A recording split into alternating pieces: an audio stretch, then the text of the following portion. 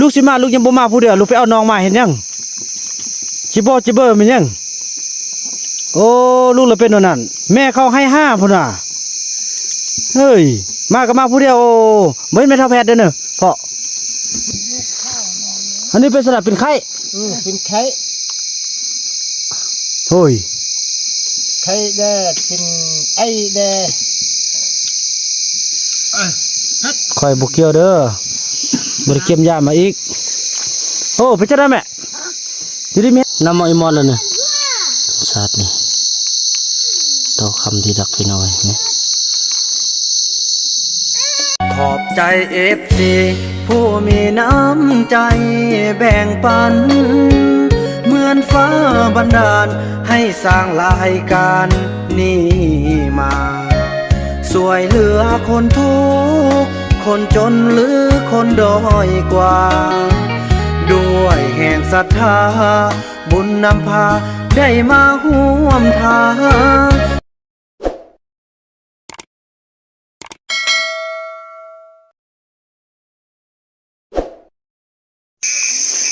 พี่น้อยเนาะจะนั่งกับบุกไปแล้วพี่น้องเพราะว่าเมื่อกี้นี้มีเพลงติดลิขสิทธิ์เด่นเนาะเพลงลูกหมักในเขาของจิมมี่สิริพลพี่น้องคืนนี้บอลเราน่าจะนอนบอลเขาบอกคูนอันนี้เนาะไปเบิ่งว่ามีไฟเด้ลุยเลยพี่น้องเนาะเขาทำเสือแล้วต้องสู้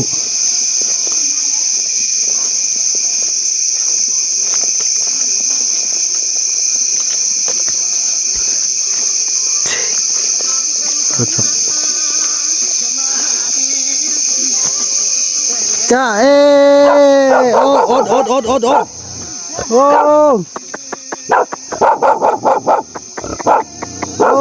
โบักพอบันไดปิดเพลงให้ได้พอบันไดปิดเพลงให้ได้โอ้อดบอกว่าสิช่วยกันบ่ได้เอ้าเต้าเป็นได้ลูกคือมาพี่สนะกินมังวังเมื่อได้ลูกกลับเมลี่ให้คิดฮอดอ้าวจอมลูกสิมาลูกยังบ่มาผู้เดียวลูกไปเอาน้องมาเห็นยังจิบจิเบอร์มันยังโอ้ลูกเลยเป็นนั่นแม่เขาให้5พุ่นน่ะเฮ้ยมาก็มาผู้เดียวเหมือนแม่เท่าแพทย์เด้อเนอะพ่อเหมือนแม่เท่าแพทย์เด้อเนอะไปแล้วไปใส่ไปทางไหนไอ้คือเขาชงรถคอยจอดฮันคือตังวังมันมีนวลฮันโอ้ตัวแล้วตีวันหาตัวหักข้าไปรถเอาเป่าช่องเป่าไปคือตักม่วงเขารถมาทางไหนคิดดิ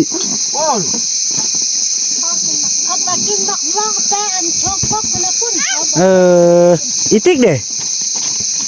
ทำช่องปัวช่องเลือกเขาทำว่ะซื้ออยู่บ้านบ่อยู่เขาไปชอบกินไอ้คอยรถไปชูโต้คิวมักม่วงมันไปพุ่นโอ้บุรอดบุมีเครื่องนุ่งสมบูรณ์ยุ่งกัดเนอะจอมลูกอยู่เฮ็ดนี่แม่มาหายใส่พ่ออีกโอ้ยตายแล้วใส่บอกวัดบ่มาเถอะเนอะไข่โอ้ไอ้บุญรอดไปซะได้ลูกไปซะได้ถูกพี่น้องเลยโอ้ยุ่งหมดกันไรโอ้ปลาเถอะสติ๊กเดือนนี้นะเนอะอันนี้เป็นสลับเป็นไข่เป็นไข่โอ้ยไข่แดดเป็นไอแดดคอยบุกเกี่ยวเด้อบริเกียมยามาอีกโอ้ไปจะได้แม่อยู่ดีมีแห้งอยู่เงินสบายเนาะใส่หมูย่างแล้วเนอะหมูน่ะไปซะละป้าเฮียพ่อบอกกันนั่นแม่อีจอมน่ะสิมามันมาผู้เดียวอย่าซ้ออีเต้ามาแม่มันให้5น้ำเขาไปน้องมาก้นเดี๋ยวลำนั่งน้องก้นน้องมาเศร้าเมื่อยนึกก็เป็นมันจะมาจะห้ามประวัติกับมาแต่ว่าเห็นบ่หนอพี่น้อยใครหรอโอ้ไอ้บุญรอดคอยเนี่ยนะเป็นไงแสดงมองมันบริเก็บมาแล้วเดี๋ยวนึงบ่ได้แม่บ่ได้รถ ตกเถื่อ เออ ทำนี่มืออื่นก็เลยล้นตาย เน้อ น้องก็อยู่ดน น้องสิอยู่ดนเออตายอะจังซั่นล่ะพี่น้องเนาะถือว่าโอ้อันตรายพี่น้องเอ้ยอันนี้บ่าวาดนี่บ่นำบ่ได้เอายามาได้บ่ฮู้ว่าบ่าวาดเป็นใครอ่ะน้องติ๊กบ่บอกไอ้เด้เอาไปมื้อช่วยนี่ ลืมน้องบ่ได้บอก ไอ้แก่กับเป็นไข่แก่ บ่าวนำจะบ่ได้เตาะจากบ้านละพี่น้องเอ้ยเนาะบ่เตาะละ ไอ้เอาคุณ มือไปเก็บมะม่วงบ่โอ้แม่บ่งามเนาะพี่น้องเอ้ยพบกันอยู่ที่หมู่บ้านพอต้องเรื่องกันต่อจากคลิปอีพีที่แล้วคลิปนี้ก็เป็นคลิปที่จะไปถามว่าผู้ใดสิอยู่ผู้ใดสิไปแท้พี่น้องเอ้ยเนาะบ่าวนำก็บ่ร้อนน้ำละเมื่อยอ้อโธ่ปาดโถเต้าตา เจ๊ โอ้ยขอซื้อไปปล่อยก่อนพี่น้องเอ้ย เจ้าบอกคนเห็น ขอซื้อไปปล่อยก่อนมาได้ละอันเต้านี่ค่ายบ่ เจ้าจักแลนนำพ่อ พ่อบุญไทยเนอะพ่อบุญไทยอันพ่อบุญไทยได้เต้าเนอะพ่อบุญไทยได้เต้าเนอะ เอา แล้วค่ายบ่ โอ้ไข่ บ่ค่ายค่ายลูกจะซื้อนะค่ายลูกเท่าไหร่ มันบอกข้าเขาเลยกินบ่มีข้าว ไข่ กิน ต้องไว้กิน เออ บ่มีข้าวกิน บ่มีของกินบ่มีข้าวกิน เขากินสิ กินก็ได้มื้ออื่น กิน พาลูก ได้ ชาย บ่ มา มี ก่อน ข้าวกิน โอ้ลูกชายเป็นยัง ไปนู่นน่ะ เอาเหล้าเอาเหล้า ไปกินเหล้าบ่มา ใส่เฮือนลูกชายอยู่ใส่ ลุ่ม เออป้าโถพี่น้องเอ้ยป้าบ่ค่ายให้ลูกเดี๋ยวนี้หึ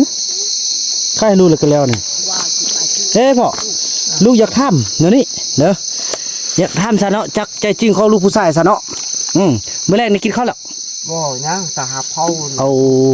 เขาเอาไปเอาน้ำลูกตอนนั้นหมดแล้ว ว่าได้แน่ นั่นเหรอ ลูกชาวอามาหมดใช้วันนี้หมดแล้ว มันเมื่อวานนี้ อันนี้เอาน้ำอายฮะ ร้อยหนึ่งใช้บางหนึ่งอันนั้นบางหนึ่งหมดไว้นี่มืออื่นอย่างพ่อมืออื่น โอ้มกม่วงมันอันนี้เนี่ยโมเมนติ บ่แม่นบักหลอกบาน ม่วงบานนี่โอ้ไอ้บุญรอดลูกอีพ่อเอาขนมเด้อมื้อนี้พ่อให้กินเด้อสบายดีสบายดีเด้อลูกสบายดีโอ้โหเป็นเก่งๆบ่พุ่นน่ะบังตานางจอมพุ่นน่ะสักกิ่งมิงอยู่แสดงมันนำหาพวกเด้อ น่ะคือฮอด ขึ้น ฮอดพวกเด้อ ขึ้นมาบ่เห็นที่ห้อยอันตัดขึ้นจองกล้วยมันเจ็ดขึ้นเลยไอ้พ่อบ่เอาคนเป็นยังก็ยักขึ้นคนยัง โอ้ยบุญรอดเลยมื้อนี้พ่อเอาขนมให้ พ่อ กิน ในบ้านหันบ่อยู่เห็นที่รถชิงไปเอาหันแล้วบ่เห็น ตอนน้อยก็รุ่นเบนเลยเด้ นำคืนเอาเห็น เบนไปหมดเล นี่ ยเด้ แดกับบ่จ้ออีเจ้านี่อยู่เข็มน้ำกูมอนี่เนาะ เว้นได้พี่น้องเอ้ยเข้าป่ามาแล้ว จะหาจะไปยังพอเลยพอยบุญน้ำบ่าวพอไปหุ่นแล้วเว้ยกูว่าเฮา เน่อันนี้กับอันนี้ก็บอกอ่ะ เต้าอยากกินขนมบ่อีพ่อเป้ขนมบักไล่อะ เนี่ยพอเอามาคุยอะไร ปัดกันกินเนาะมันสักคนเนาะมุกแดจอมแดเนาะมังสิหน้านางจอมพุ่น เชียร์ก็คือ ตาต่ำเลยโอ้ยุ่งไล่เนาะเดี๋ยวนี้เนาะ ไล่ พ่อนั่นนี่ลูกอยากทำอันเป็ดสลัดเดี๋ยวนี้เฮือนนี่ไก่สิแลแล้วเดี๋ยวนี้น่ะก็สิเอาอยู่บ่เฮือนน่ะ ตักขนาดก็ได้นั่นพอไปเบิ่ง บ่แน่คัน ไปละ คันว่าบ่เอาแล้วลูกสิปั้นให้คำน้อยนอนเด้คันที่พ่อบ่ไปอยู่น่ะ โอ้ก็ซ้ำล่างสิล่างหูเนี่ย ก็ว่าแหละมัน บ้าคำน้อยก็นอนล่างนึงเราอีมี่ฮันกับแม่ฮันกับลูกฮันที่ล่างเยี่ยวฮันมันนอนน่ะสิล่างหกล่างแล้วก็จ้องไว้ จงไว้หลังนึงบ่ จ้องไว้3หลัง จงไว้3หลังแต่นั่นได้พ่อก็สิไปเบิ่งไปเอาเนาะ ขนาด แล้วลูกมุกเอาลังที่อันลูกเบาติ โดย เอาสั้น อันนี้ของไอ้อันนี้ของนกสายอันนี้ของพอเราช่องลังอีคุณอี อีจันยืนกัน อีคูนหนอเฮือนอีคูนกับคืนอีลีหันไปกันอันเดียวกันก็นำกันหันก็เบิ่งกันมันน้องเคยหันแล้วมันอีมี่กับอันมาคำน้อยเนี่ยกี่ตีอยู่เต็มกันหันอีเพชรกับอีเพชรธนาเข้ามากับอยู่น้ำอีเพชรหันยุ่มอยู่หันเลยที่หุ่นเดียวหุ่นเละยุ่มบนเดียวน้ำผู้เฒ่ายืนกันเนาะอ๋อยุ่งไรเถอะวะยุ่งไรตัวพี่น้องกันบ่เจ็บโอ้เฮ็ดยังกินแหลกนี่เฮ็ดมียุ่งแต่เอามือเชื่อนุ่งบ่รอดลูกนุ่งเสื้อแม่อีพ่อจะเอาขนมมากินไหมอันนุ่งเสื้อแม่อีพ่อเขานุ่งเสียนุ่งเสื้อแม่อีพ่อจะเอาขนมมากินไหมไปนุ่งกันไปคันบ่นุ่งเสื้อไปนุ่งเสื้ออีพ่อเอาขนมมากินไหมแสดงว่าอันจ้องอันเฮือนหลังนึงให้อีพ่อเนาะไปนุ่งเครื่องลูกอีพ่อเอาขนมมากินจักเชิญตัวจักสิได้พี่น้อยจะได้เอาขนมให้ลูกๆกินก่อนเนาะเถอะไอ้บุญรอดไปซะมากินขนมเลยพ่อเอาขนมมากินเด้อลูกนั่งนำเลยเด้อนี่ไล่กระโดดไม่ใช่หรอมาลูกมากินขนมมาบุญเคยพ่อเอาขนมมากินก่อนไหม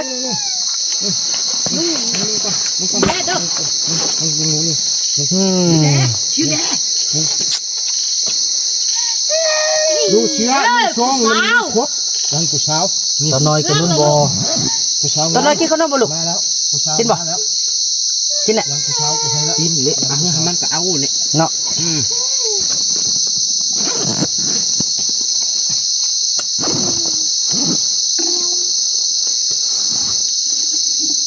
ว่าขนม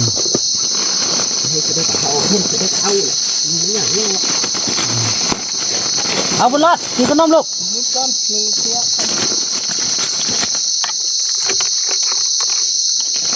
ตอนน้อยคือเป็นบุปผาอันพ่อนำเนี่ยเป็นอะไรจอมลูกระวังเด้อมาผู้เดียวเด้อคันยังมาเด้อแม่ให้5น้องน่ะแล้วว่าอีนี่เขาก็ลืมกันก็มีว่าเบิ่งหน้ากิงมิงอยู่เนี่ยให้ไปเอามะม่วงเอาขึ้นน้ำร้อนเลยมาหาคว้าเอาคว้ามาเอาเข้ามาลูกหมกลูกจอมเขามาเอาอีพวกเอ็กเอาพวกเอ็กเอาเข้ามาอยู่นั่น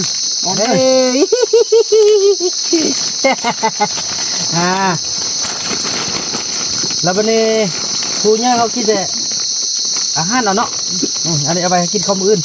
ยังบุญรอดได้นี่นะบางเขาบุญรอดอันนี้ก่อน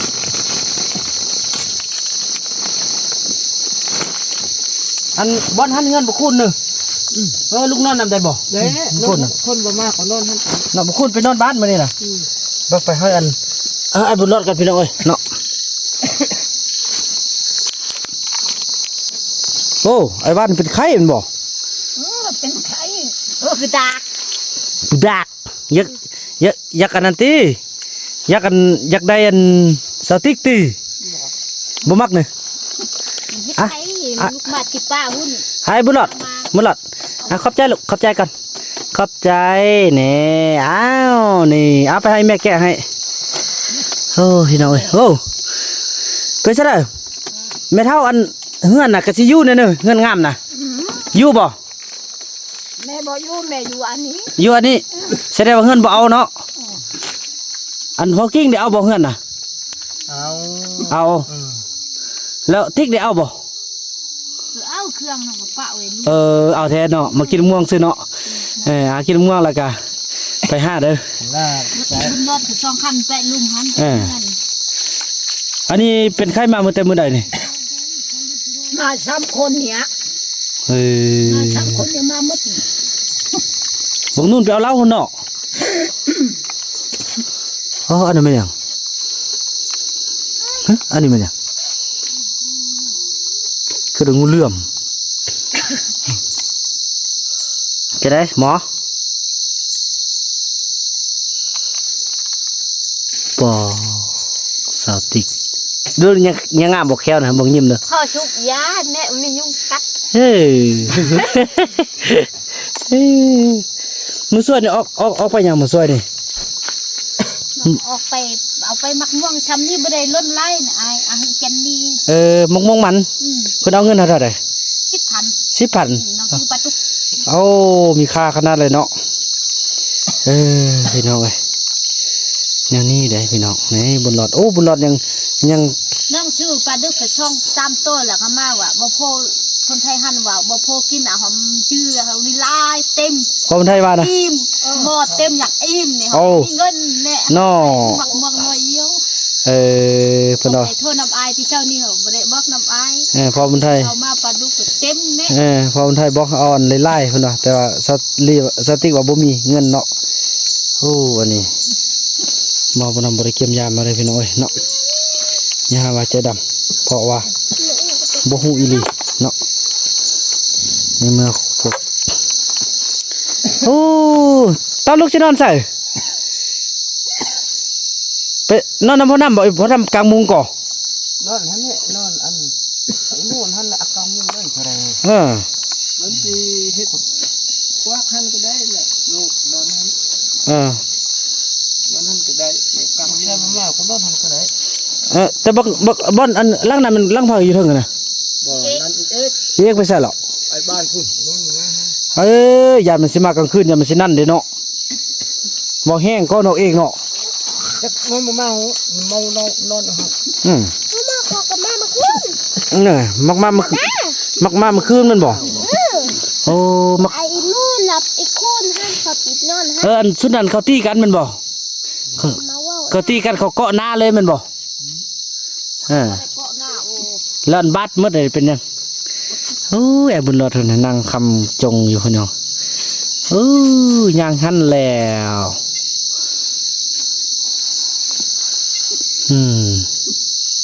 เอ้ายังบ่ไปเบิ่งพัวสนะมาหาพัวเบิ่งพัวเป็นไข้น่ะยังบ่เอายาให้พัวกินได้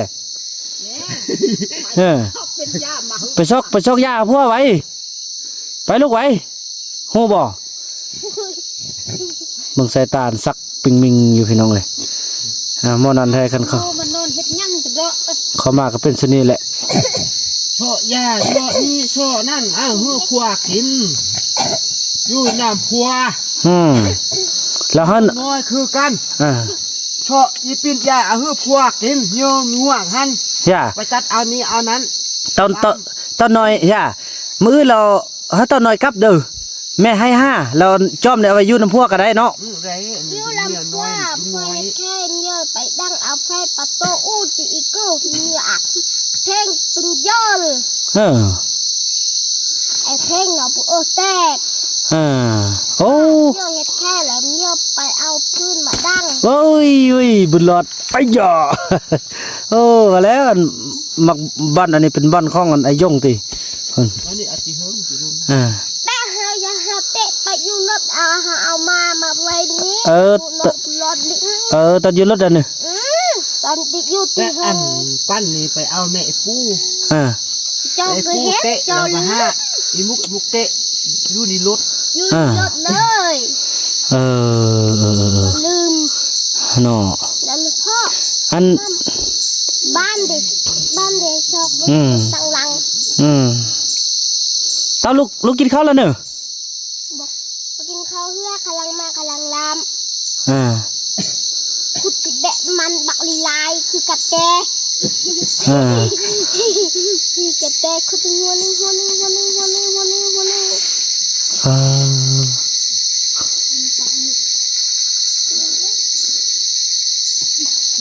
ำมันนอนน้ำพัวฮะจอมนอนน้ำพัวคนน้ำพัวฮะเจ้านี่นอนคนเดียวเจ้านอนชอบคนฮะเจ้าจอมมันเยอะแล้วเอามาหักไปรักกันนู่มานอนเป็นน้ำก้นนะตุ้มโม่นะไปกัดนู่เพื่อนป้าอยากกันลูกข้อซื้อเต้าไม่พอบุกค่ายลูกเนี่ยเนอะนั่นบุกค่ายเขากลับกินเต้าเฮ้ยวุ้นตายพี่น้องสังเวียดเลยนี่มันเป็นตัวเต่าเนาะตัวบกไงโอ้แสดงก็อยากไทยชีวิตเจ้าเด้ คอยอยากให้ชีวิตของเจ้าเหลือเกิน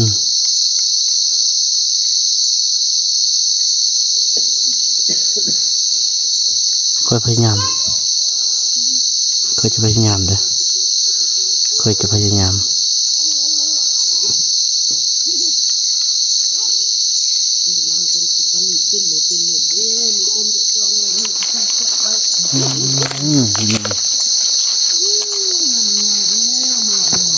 น้ำมอยมอนเลยเนี่ยสาดนี่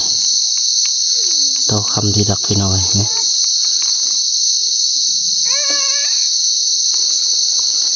โอ้ยแล้วเฮ็ดจะได้เนาะคอยที่เอาชีวิตเจ้าออกได้พยายามซื้อหลักปล่อยเขาไปได้พี่น้อยต้นเนาะ โอ้ยจะนอน2 คนหรือ2 สาวนะ สองสาว เฮ้ยอ้าวโถให้ว่า เพราะว่าที่พอจิบอกว่าไปที่ลูกบ่าวว่าจะไปชอบเอาช็อตตาได้บอก โอ้อันนั้นเพิ่นว่าอยากได้มอสัตว์ป่าเดี๋ยวนี้ตำรวจเขาอยู่หานเขาว่าบ่ให้ค่ายผู้ค่ายเขาจับเพาะลูกไปทำแล้ว ไปก่อนเนาะ ถ้าตำรวจไปก่อนเดี๋ยวนี้ได้โอ้ตำรวจเขาบ่ให้จับเขาบ่ให้ซื้อมอสัตว์ ถ้าเขาไปก่อนเมื่อก่อนอยากเขาอยู่เอา แม่นน่ะ เป็นตำรวจเขาอยู่เต็ม อยู่เต็มหานเพิ่นอยากได้มอสัตว์ป่าพี่น้อยเนาะบ่าวบ่นำก็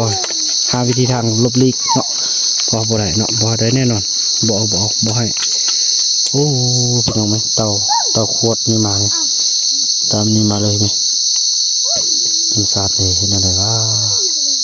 จะพยายามทำซื้อให้ได้พี่น้อยเนาะทำซื้อได้ไปปล่อย เก็บเอาหมักม่วงแรกว่าลงไป ป้าให้จ้ะให้ป้า โอ้นางติ๊กบ่ได้อาบน้ำจักมือละติ๊กมาอยู่พี่น่ะ มันน้องอาบเช้าเนี่ยมันยังบ่อาบน้ำก็เต็มเรือ โอ้น้ำน้อยเนาะ ไม่ได้แป้งแต่น้ำ น้ำน้อยน้ำไก่จะแห้งแล้วพี่น้องเอ้ย เอาไปบ่คืนนี้หนู มื้อนี่มักม่วงมันอยู่ไสยะมักม่วงมันน่ะพุ่นไปพุ่นแล้ว นั่งก็นั่งอยู่นี่น่ะลูก เอาเต้าลูกยังมาญาตินี่พอนั่นน่ะฮะลูกยังเฮ็ดนั่นน่ะ อีเจ้านั่นน่ะมะยางลงพอนะอีจอนเป็นยางตัดที่นั่น พัว จะตัดบ่อาย ตัวใด นี่จอมนะจะ พัวตัด พัวตัด อีวาด บ่ว่าตัด อันนั้นเป็นยังคมพุดอีก นั่นคือกัน อ้าว วาดตัดหมดไม่เข้าป่าแล้วเป็นอันนี้เลยนางเต่าเป็นอันนั้น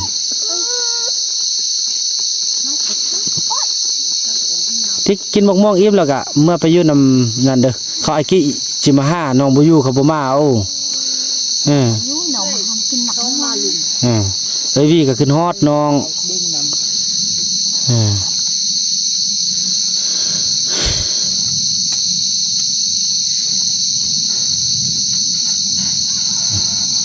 ไปมอนางเต้าบ่ได้เลยไปวับบักกิติย่างไปหาก่อนเด้อ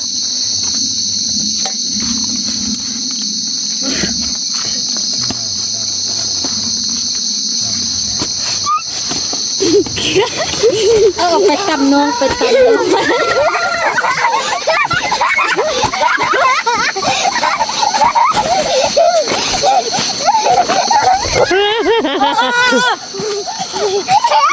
อง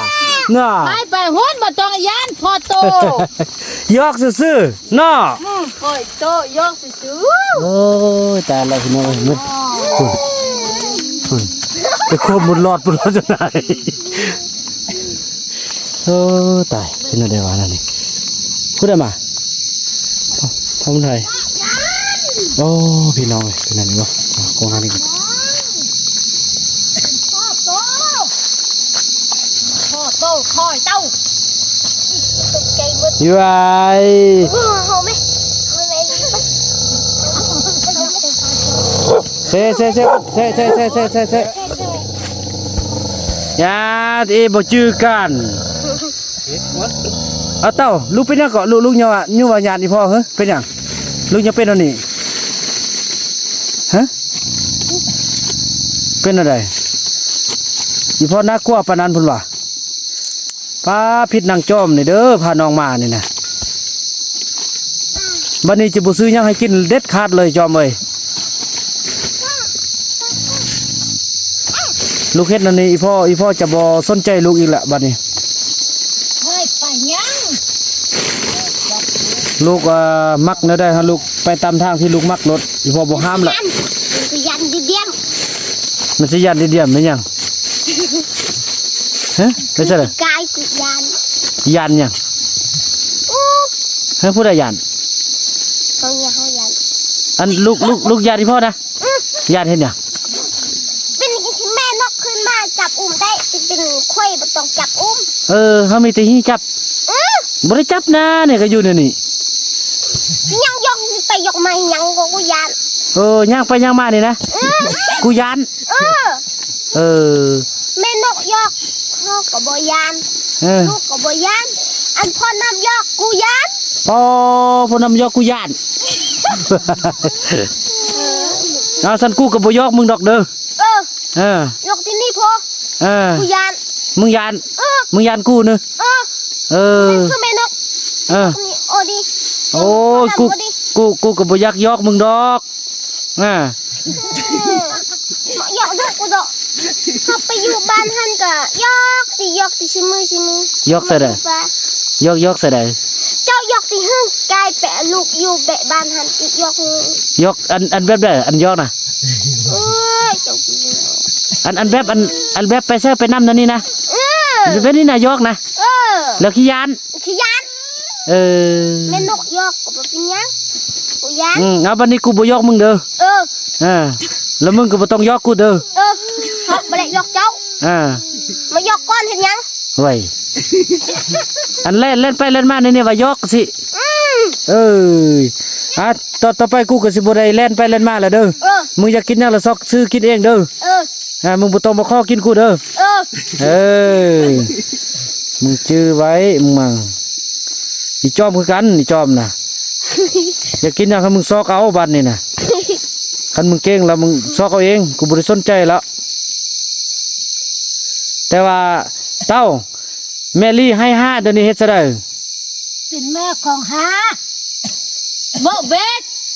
ลูกเล่มเอาหมักม่วงเอามือเอาไปเอามะม่วงไปให้แม่กินเด้อหมักม่วงจักเล่มจักน้อยเอาพ่อเอาแม่พอเบอร์ย้อนนางจอมเลยนี่แหละจอมลูกจื้อดีๆเด้อลูกสิมาลูกมาผู้เดียวบัดนี้น่ะบ่ต้องเอาน้องมาบัดนี้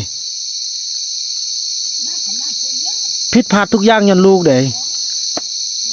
เขาเรียนหนังสือดีๆก็ย้อนลูกนี่แหละเฮ็ดมาอยู่มายะนี่คันอยากอยู่ป่าก็อยู่ป่าบ่ได้ห้ามอยากเอาบักวัดก็เอาแต่น้องหั่นน่ะไปให้แม่ให้5อียงหันก็แม่พ่อมาผู้ย่อผู้ใดเบิ่งน้องเต้าบ่มีต้องให้หันแม่ให้5แม่ขอ5แม่ชิมเบก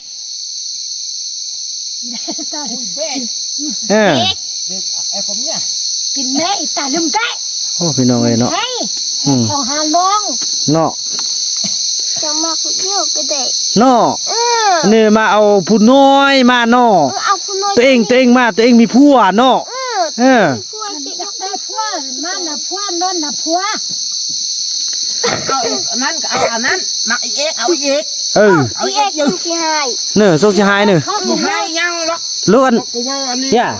อันพ่อมันได้อันจอมอันมุกนี่สิเอาเพิ่งดีมุกนี่พี่น้องกันเอาบ่ได้เอาติดต้นนั้นเอาได้นี่มุกนี่บ่เอาบ่ได้นี่ผู้เยาแม่เยาเอาบ่ได้นี่อีจอมนี่ก็ไปมาอีเอ็กไปมาอีเอ็กที่วันที่แล้วกดเฮาแดล่ะอีจอมแดนอนกดสิเองนะนี่แปะห้อยบึดดึงว้าวป้าโธ่พวกอีวันนั่นนี่เขาก็ปิกเขาปะเขาไปนอนแปะตักนุดบาวาดนั่นนั่นเนาะบาวาดคนที่ไอ้บาวาดเป็นชีเฮ็ดไข่เป็นชีนี่เขาพายาด ดิน เรา นี่ ต้องมาอยู่ไปใกล้หนู เอาหันเอ็กหันได้ไอ้เขาอยู่เบิ่งเบิ่งเมียมาน่ะเบิ่งบ่ต้องมาอยู่ไปอยู่หันเขาเฮ็ดไข่ ทีนี้นะเขา ว่าในนึงเขาเบิ่งเขาเอา ยุ่งหันแล้วเขาดึงไปยุ่งหันแล้วเขาปกนี้ก็เป็นชิ้นนี้ ว่องไว้เป็นคนที่อ้ายมัน คนที่ อันไปมัดพ่อก็ไปมัดติอยู่ติเฮาหลับนี่หลับมาวาดเขาก็นอนปูกันฮะ โอ้นอนอันลูกนอนอันบ่ว่านหั่นบ่ว่านกับก้อนเนี่ย บ้าลูกหักนอนสองคนหักนอนบาวัดมานอนนายติดด้นบาเฮาสองคนนอนบาวัดมานอนเหาะข้างมานอนลูกเบิ่งกูเหาะสองคนเหาะกลับไปนอนพุทธบานอนตาบาวัดไปเฮือนหันโน่ พี่น้องเอ้ยนั่นแหละบ่นำก็สิไปนอนอยู่อันเฮือนของอันนี่ก่อนมื้นไปเก็บมะม่วงเนาะไปเก็บน้ำได้เด้อ มาแม่บ่ พี่น้องจะได้โทรหาเซาหลีบ่ได้เมื่ออาการน่ะมันบ่คือบ่เมื่อแน่นอนสิให้อันเซาหลีมาแต่เช้าเลยเนาะโอ้ยพี่น้องอย่างน้อยก็สิมาทวงเวลาเขาอยู่ไสก็สิมาได้ไปนำมื้นจังซั่นเลยพี่น้องเอ้ยบ่นำจะโทรหาทางเซาหลีก่อนเนาะจังซั่นเลยพี่น้องเอ้ยโอ้ยุ่งขนาดเนาะคลิปนี้บ่นำขออนุญาตกล่าวคำว่าสบายดี